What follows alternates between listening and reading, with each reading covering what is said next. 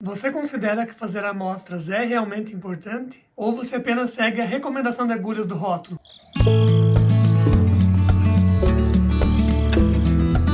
As indicações de agulhas dos rótulos são apenas um norte, apenas uma referência, mas eu considero essencial fazer amostras antes de iniciar a confecção da sua peça final. E para isso é preciso levar em consideração algumas coisas, como o fio a ser utilizado, qual a técnica que você deseja utilizar, crochê, tricô, crochê tunisiano, qual a intenção que você quer para aquela peça. Você quer uma peça mais fechada, uma peça mais molinha, uma peça bem vazada, entre outras coisas. Então agora eu vou mostrar alguns exemplos. Então aqui nesse exemplo eu preparei algumas amostras de diversos tamanhos de agulhas, todas com o mesmo fio, para a gente poder falar bem rapidamente sobre isso. Então para todas elas eu utilizei o fio urbano.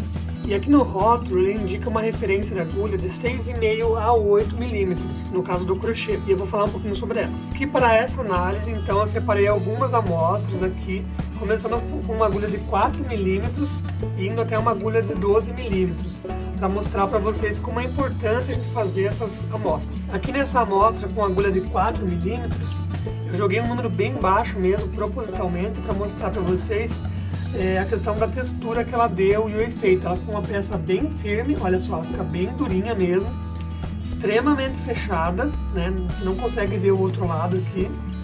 Então tá errado usar uma agulha 4mm? Não está errado, depende de qual é o objetivo que você quer com a tua peça.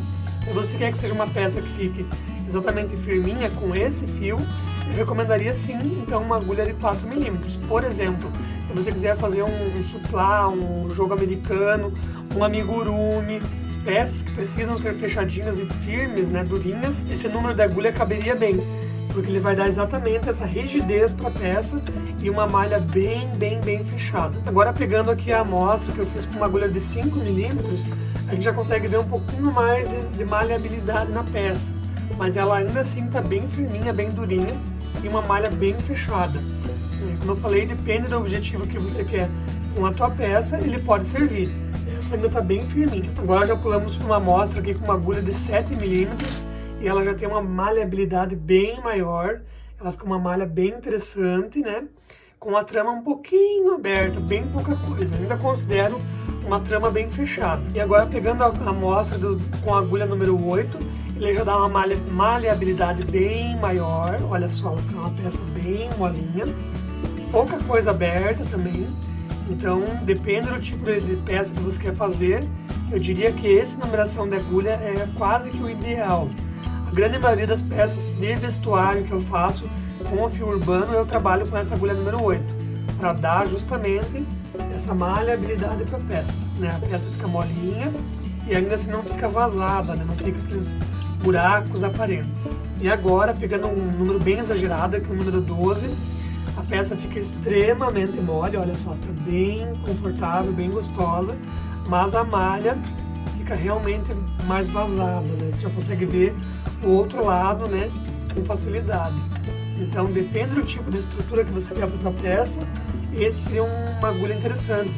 Por exemplo, um maxi casaco bem caidão, bem jogado, né? Ele daria essa maleabilidade que a gente deseja. Mas se for fazer um amigurumi, por exemplo, sem chance, né? Daí a fibra siliconada vazaria totalmente aqui pelos buraquinhos. Dá quase para pegar com o dedo aqui. E você não precisa fazer um monte de amostras, basta que você faça uma amostra com aquela agulha que você acha que vai ser a certa a ser utilizada. E aí você vai ter certeza e garantia de que tua peça vai ficar bem como você queria. Então, para finalizar, a conclusão é que uma amostra pequena e rápida pode salvar o resultado final da sua peça. Então não se esqueça, faça amostras.